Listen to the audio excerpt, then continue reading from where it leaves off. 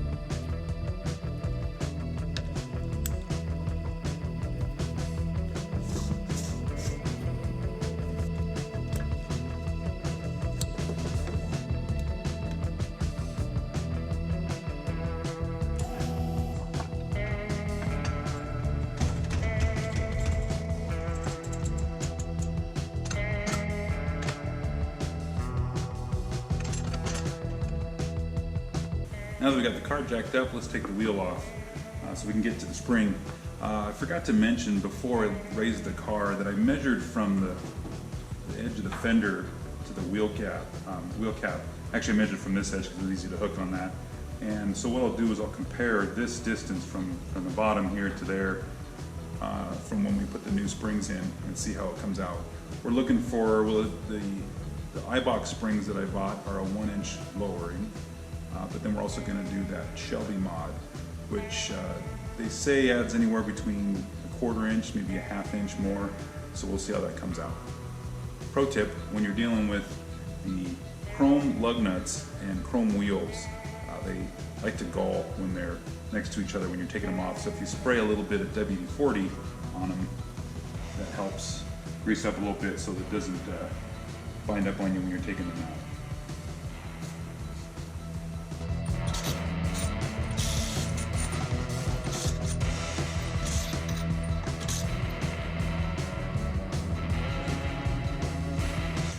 Let's do the other side.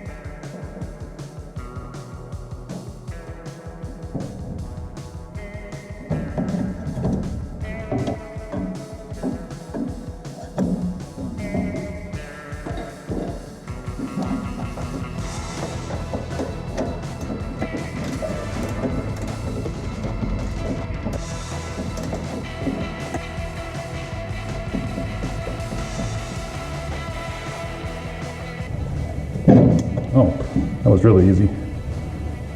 Okay, this is where we're going to do that Shelby Mod. I might turn this up a little bit, and then we're going to mount the bracket that I have. Notice I've got it labeled on here, front of car is that direction.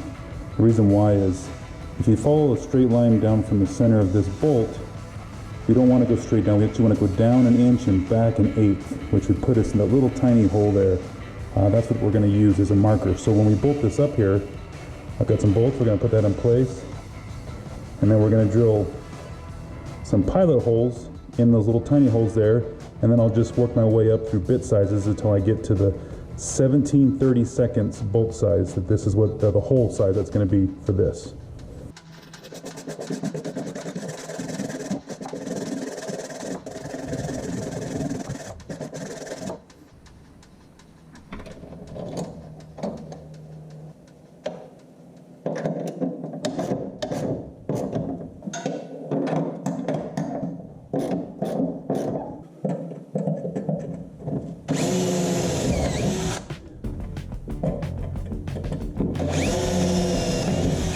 Okay, now that those holes are drilled, I can take this off and I can step up the drill bit size till we get to the 17/32 hole that we need.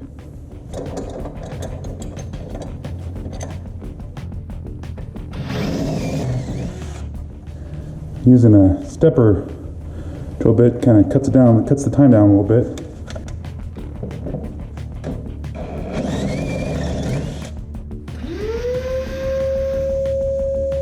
Now it's all cleaned up. Let's put the upper control arm back in place in the new location.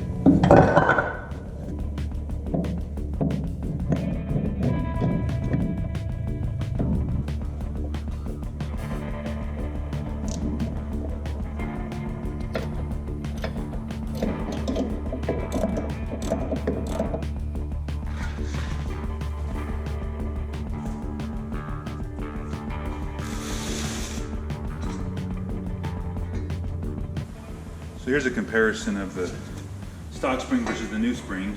We're going to want to transfer this piece over to the new spring.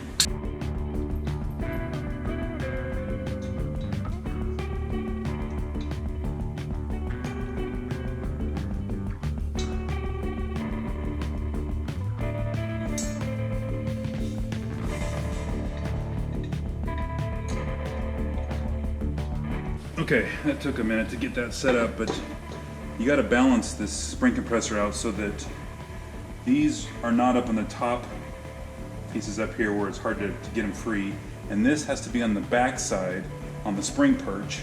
So this has to be sticking out the front side because you're going to pull this out when you're done with it. So trying to put all these in the right spot so when you put this in the car you can disassemble it is important. Remember, this is the back side. Let's put it in the car. All right, as we put this in, remember this has to go on the back, and it aligns right on this tab right here, and it fits in this trough. Oh, we got to put the pad in there first.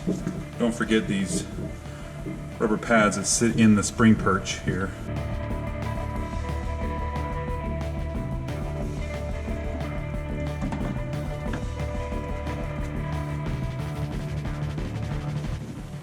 Now we're going to start taking the tension off of the spring compressor. We're just going to do it the old-fashioned way. Oh, let's go the right direction.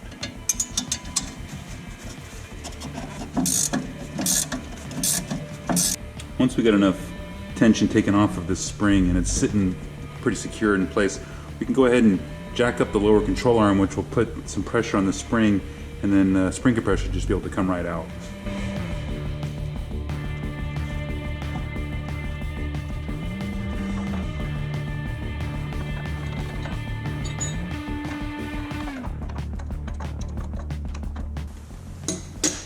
And now if you'll just lower the lower control arm, and the spring should be in place.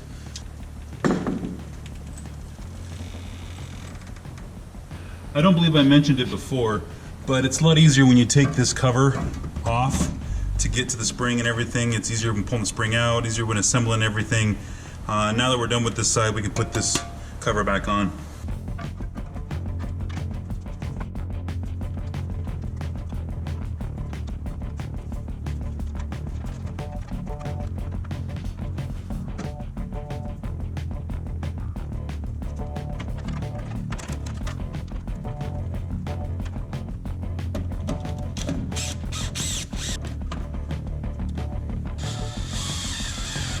So now we need to put on this cap for the shock. However, these carriage bolts, they don't sit on the spring, the top of the spring, like I thought they would. They sit inside of these channels, and we're going to have to hopefully they'll hold their place. Put this on.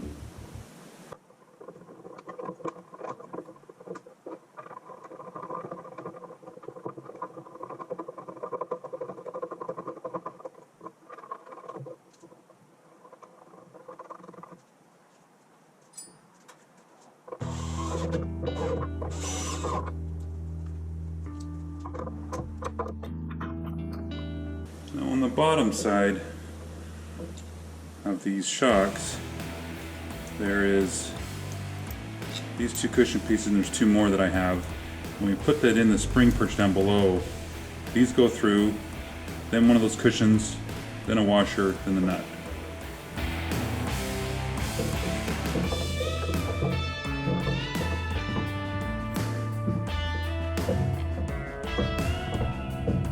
There, now the bottom of the shock is seated in the spring perch.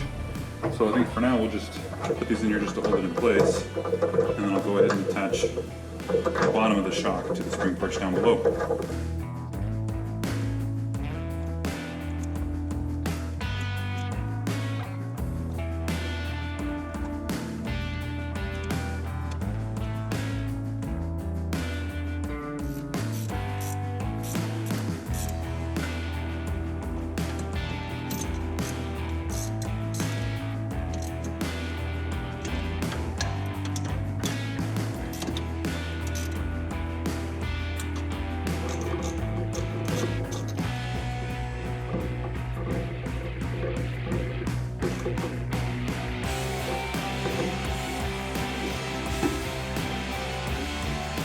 Alright, that takes care of this side of the car. We got the lowering spring in, we've got the new upper control arm mount holes drilled and put in, and the shock's back in place. It's time to move to the other side.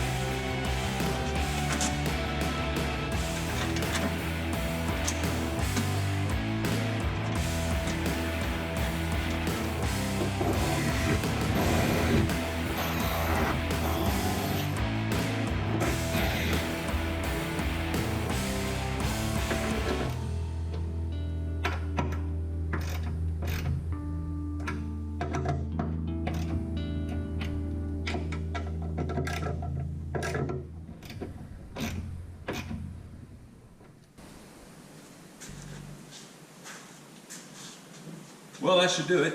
We got the lowering springs in and that Shelby Mod done. Everything's bolted back up and in place, ready to go. This is where we'd probably lower the car and see how we did, but we still got to do the rear. So that'll be in the next video. Thanks for sticking with me. We'll see you in the next one.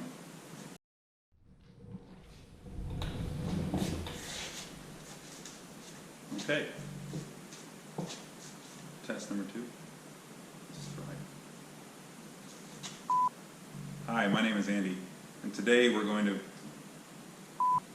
Hi, my name is Andy, and today we're going to lower the Mustang.